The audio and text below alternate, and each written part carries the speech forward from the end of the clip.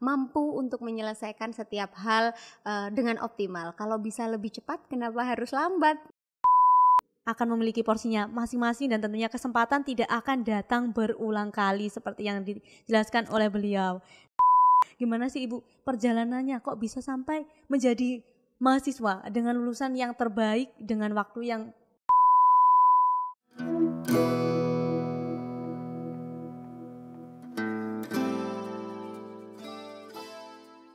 Halo Sobat FIP, gimana kabarnya hari ini nih? Semoga sehat selalu ya dan tetap semangat. Kembali lagi bersama kami di podcast FIP UNESA, mengenal lebih dekat mengenai Fakultas Ilmu Pendidikan Universitas Negeri Surabaya. Bersama saya Elis Putpitasari dan tentunya saya tidak sendirian teman-teman. Di sini saya sudah ditemani oleh bintang tamu yang sangat luar biasa. Mari kita sapa. Selamat siang Ibu Kartika. Selamat siang Kak. Bagaimana Ibu kabarnya hari ini? Alhamdulillah sehat. Alhamdulillah. Sampai saya tadi sempat tipu Kak. Karena apa teman-teman? Ibu ini sungguh sangat masih muda teman-teman, masih fresh dan sangat menyala sekali begitu. Dan tentunya mungkin teman-teman sudah bertanya-tanya Ibu, mengapa, bagaimana tipsnya, caranya supaya Ibu bisa menjadi salah satu lulusan terbaik. Dan tentunya Ibu Kartika ini teman-teman merupakan salah satu mahasiswa lulusan terbaik S3 Pendidikan Dasar teman-teman. Tapi sebelum kita mulai mungkin kita bisa jargon terlebih dahulu supaya teman-teman yang melihat podcast hari ini juga semangat dan selalu menyala-nyala seperti jargon FIP. Mari kita jargon FIP Handal. Nah mungkin langsung saja kita, karena sudah teman-teman pasti sudah banyak yang kepo dan penasaran gimana sih Ibu perjalanannya kok bisa sampai menjadi mahasiswa dengan lulusan yang terbaik dengan waktu yang tentunya terbilang sungguh cepat seperti itu.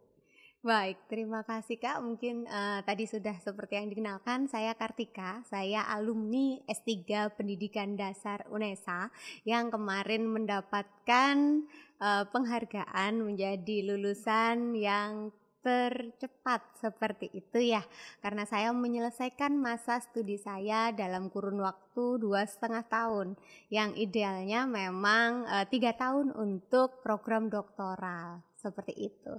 Dan perjalanannya mungkin kalau diceritakan secara singkat, saya mengawali dari ketertarikan saya terhadap program S3 Pendidikan Dasar yang saat itu memang baru membuka prodi. Jadi saya ini mahasiswa angkatan pertamanya nih untuk S3 Pendidikan Dasar seperti itu. Dan saya backgroundnya adalah juga pengajar di S1 PG PAUD. Awalnya saya berpikir kira-kira memungkinkan tidak ya saya belajar lagi di jenjang doktoral ataupun S3 tetapi tidak linear di PAUD. Kemudian saya melakukan analisis singkat begitu ya, riset juga.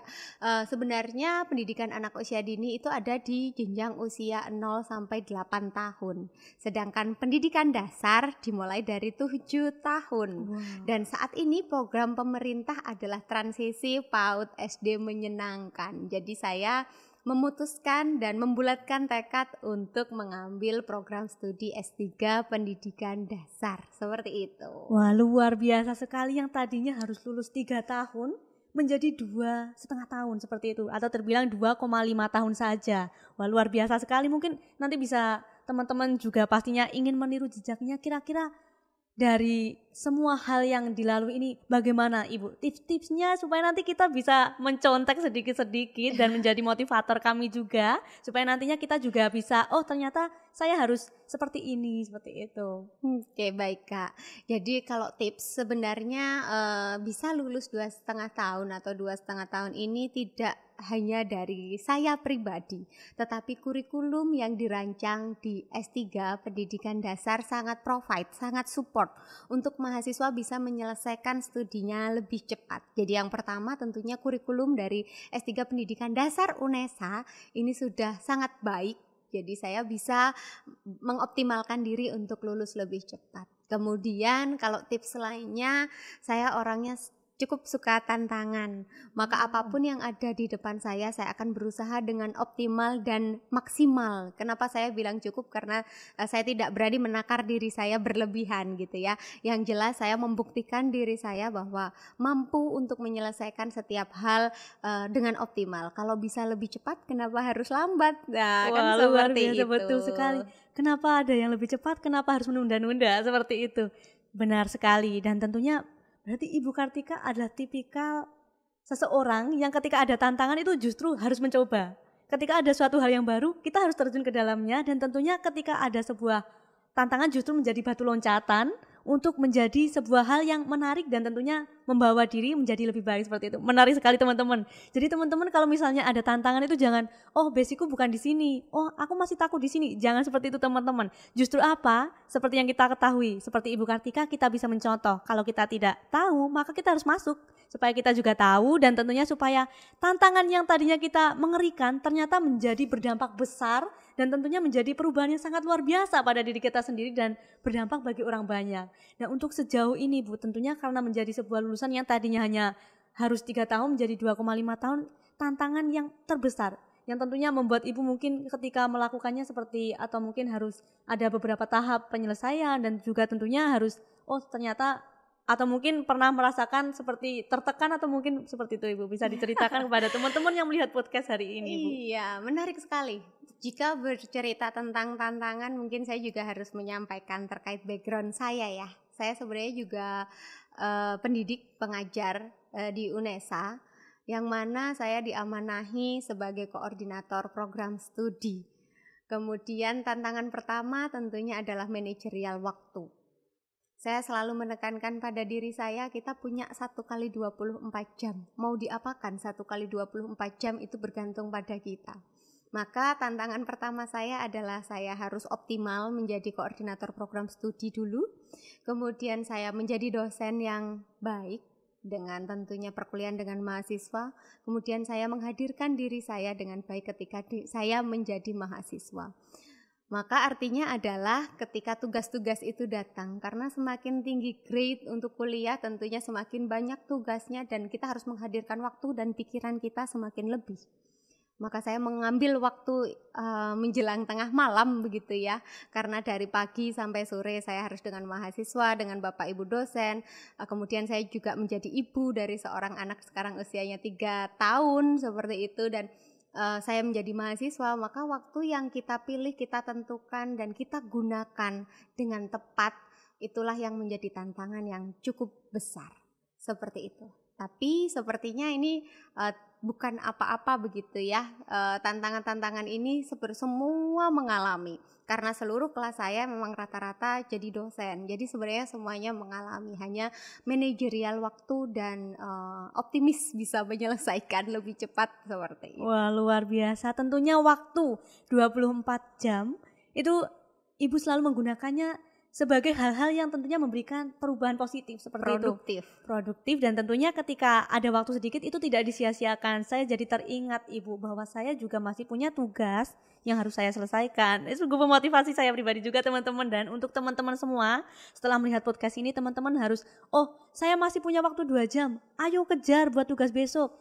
Ternyata tugasnya masih minggu depan, ya sudah kerjakan dulu. Karena kalau ada yang lebih cepat, kenapa harus menunda-nunda? Karena tentunya suatu yang lambat itu kita sendiri yang menentukan, seperti itu ya Ibu. Perkembangan diri kita sendiri yang menentukan. Dan untuk sejauh ini Ibu, saya juga terkagum-kagum dengan Ibu yang sangat luar biasa ini. Kira-kira apakah Ibu memiliki motivator atau sebuah mentor yang tentunya memberikan dorongan kepada Ibu sehingga Ibu bisa memberikan energi yang begitu banyak untuk diri Ibu sendiri menjadi sebuah lulusan mahasiswa yang terbaik dan tentunya selalu memberikan waktu-waktu untuk hal-hal yang bermanfaat seperti itu. Baik. Kalau ditanya siapa saja yang berkontribusi terhadap seluruh pendidikan saya, pastinya keluarga ya Kak ya.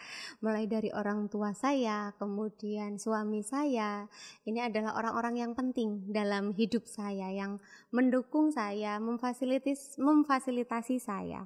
Tapi juga yang penting dalam penyelesaian studi saya adalah koordinator program studi S3 Pendidikan Dasar, itu Prof. Suryanti, dan juga promotor saya yang hebat luar biasa adalah Prof. Mustaji, beserta co-promotor saya adalah Profesor Dr. Nadi Suprapto. Begitu juga penguji-penguji saya. Jadi ketika saya ditanya siapa mentornya, siapa yang paling memotivasi, saya tidak bisa membuat skala karena bagi saya beliau-beliau adalah orang-orang yang sangat penting di hidup saya, karena dengan beliaunya saya belajar. Dengan beliaunya saya menjadi Kartika yang sekarang memiliki ilmu yang lebih bisa saya aplikasikan kepada mahasiswa saya ataupun orang lain. Masya Allah, luar biasa sekali, dan semoga teman-teman dan tentunya Bapak, Ibu dosen dan juga kerabat-kerabat yang telah disebutkan Ibu Kartika semoga melihat podcast ini ya Ibu, betapa bangganya Ibu dan juga rasa bersyukur bertemu beliau tentunya karena telah menjadikan Ibu Kartika yang luar biasa. Tentunya saat ini berdiri dan tentunya duduk, mohon maaf duduk Ibu, ya Allah kenapa berdiri jadinya teman-teman. Duduk di depan saya sungguh menjadi motivator tentunya untuk kita semua, dan untuk mungkin Ibu memberikan sebuah kata-kata kepada teman-teman semuanya, khususnya kepada mahasiswa yang saat ini mungkin dari semester 1 hingga semester akhir sedang merasa sedih atau merasa terkejar-kejar dengan beban tugas dan bahkan atau mungkin merasakan tekanan-tekanan dari berbagai penjuru pikiran tentunya begitu. Benar. Jadi sebenarnya kita itu suka berpikir berlebihan. Kalau orang sekarang menyebutnya overthinking gitu. Betul, ya. overthinking. Ada yang paling sulit adalah mengalahkan diri sendiri. Dan kita suka membandingkan diri sendiri dengan orang lain. Itu yang paling membuat diri kita berat sebenarnya. Maka kalau sudah tahu itu berat, itu yang kita tinggalkan. Kita tidak perlu overthinking, kita tidak perlu membandingkan diri kita dengan orang lain. Karena sebenarnya setiap individu itu memiliki perannya sendiri. Setiap individu memiliki warnanya sendiri. Maka ketika sudah kita bisa menyadari itu, lakukanlah yang terbaik dari dirimu. Tidak perlu dengan orang lain. Kalau memiliki sesuatu tanggungan ya diselesaikan, karena sebentar saja kita menunda sesuatu, sebenarnya kita menumpuk pekerjaan itu. Seperti itu. Saya di sini menyampaikan bukan untuk sombong, tetapi saya mendeklar bahwa saya selesai S1 pun tercepat 3,5 tahun, tidak Masya sampai 4 Allah. tahun. Saya selesai S2 tepat 2 tahun. Kemudian selesai S3 bisa 2,5 tahun. Maka untuk individu biasa saja seperti saya bisa, maka orang-orang seperti Anda, semuanya mahasiswa yang sekarang sedang belajar, Anda lebih bisa, lebih baik dari saya. Masya Allah, luar biasa sekali. Pantas saja teman-teman, tadi saya sempat tipe Kak, karena apa? Karena masih muda, beliau ini masih muda, dan ternyata mudanya itu ya karena S1 berapa tahun Ibu? 3,5 tahun sudah selesai. S2 lulus tepat waktu, S3 lulus cepat. Semuanya cepat-cepat teman-teman. Jadi beliau ini sungguh luar biasa manajemen waktunya dan sangat memberikan sebuah waktu. Tentunya waktu yang sedikit itu tadi bisa dimanfaatkan dengan hal-hal yang positif, dan tentunya waktu yang sedikit tadi menjadikan sebuah hal-hal yang tentunya tidak menghambat semua untuk berproses. Dan saya ingin bertanya Ibu, saat ini kan pasti mahasiswa selalu overthinking mengenai masa depan seperti apa, kebanyakan ingin menjadi seorang apa, bahkan banyak yang mungkin mengalami hal-hal yang begitu berat sekali. Bukan membandingkan pada orang lain, tetapi banyak sekali bahkan tekanan-tekanan dari sekeliling mungkin ya. Kamu ini sudah seperti ini kok, kamu belum berkembang menjadi hal yang terbaik, kamu kok sudah lama tapi kok enggak lulus-lulus atau mungkin seperti itu. Mungkin bisa diberikan tipsnya atau motivasi kepada teman-teman semua yang melihat podcast ini supaya mereka juga bisa lebih lega dan juga bisa memberikan bahwa dirinya itu memang terbaik dan sesuai apa yang diberikan Ibu tadi, bahwa setiap orang memiliki warnanya masing-masing. Baik. Oke, jadi sebenarnya apakah semua orang memiliki beban? Jawabannya iya. Bahkan yang sedang tersenyum pun sebenarnya orang-orang juga yang memiliki beban.